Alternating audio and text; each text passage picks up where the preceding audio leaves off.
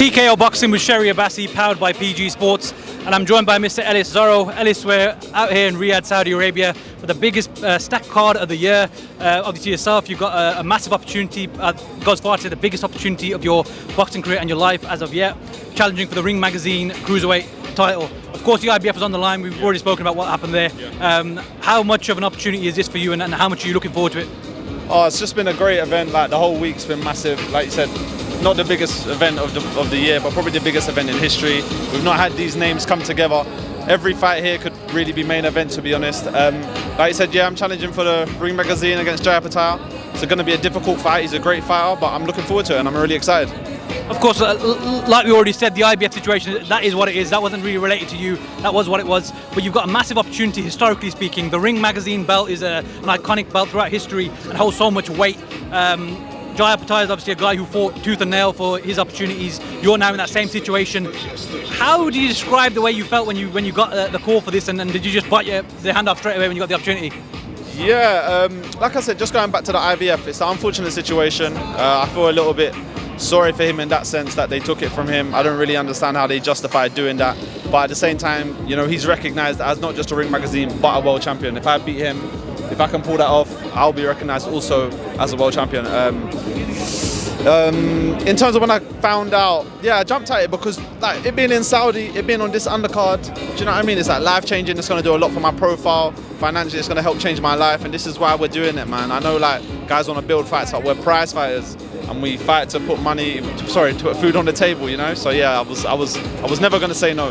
Absolutely. I think there was a little quote that from the press release when he relinquished the title, where his manager did say, "You can't eat trophies," like you said. So this is about the money as well, but it also lines up perfectly with the fact that the fight is so significant. And Jai Opetaia is a guy who's obviously got a lot of credit in the sport. So even without those belts, he's the consensus #1 in the weight division. So if you were to beat him, regardless of the belts, that still makes you the man who beat the man, kind of thing. So either way, it's a massive opportunity.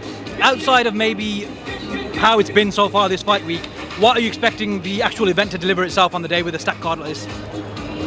I've never been on a show nowhere near this big. I come from small hall boxing, so I think the event is just going to be mad. Like AJ, Wilder, Dubois, like I said, every fight is massive. Like, I think it's going to even take me a little bit by surprise, and I'm taking it in as I go along. But yeah, it's going to be the biggest event in history for sure. And like you just mentioned about the other fights on the card, we've got some massive heavyweight clashes. Potentially, if both Joshua and Wilder do come through as well, they've got a potential deal for 2 fights in Saudi. How would you see a Joshua versus Wilder fight playing out? I know it's ifs, buts and maybes based on what happened on Saturday, but hypothetically, if that fight does get made and does go ahead, how do you see that going, and who would you favour at this moment in time? You know what? It's a great fight. That'll be another massive event. I feel like whoever gets hit first in that fight can go, man. Like, I know people have been writing off AJ, he's had a couple losses and whatever, but like, I think styles make fights, you know? And I feel like he can land that on Wilder. But again, if Wilder lands that on him, we know what Wilder can do. So another great fight, another like firework event, and guaranteed knockout in that fight. I think Joshua's punching power gets forgotten, and how big of a hitter he is. He obviously gave us a bit of a glimpse of that when he hit Hellenius and had him out cold. People disrespect him in that sense, and he's had losses because he's fought the best fighters. You know what I mean? So there's a lot of disrespect on his name as a British fight fan. If you look at it, I'm sure you'd agree with that as well as a fighter in that sort of view. Deontay Wilder is a monster puncher, probably the biggest puncher, 98% KO ratio, which is like, sounds like a video game stat. So either way, it's a massive fight. It'll be great for boxing to get that made as well. For yourself, fingers crossed, if all goes well for you on Saturday and you do defeat Jai Opetaia, what would you like to do next?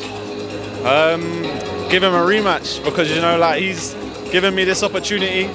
If he held on to the belt, I wouldn't have been here. You know what I mean? So, like, in that sense, like, yeah, I'll definitely give him a rematch. I feel like our styles will clash quite well, and I think we're putting on quite a good fight. We're both boxers, and we can both punch, and we both like to at times have a bit of a ding dong. So it should be a great fight. Ellis, I want to thank you for your time, bro. We appreciate that, and I wish you best of luck on Saturday. It's, like I said, opportunity of a lifetime. So I appreciate it, brother. Thank you. Best of luck.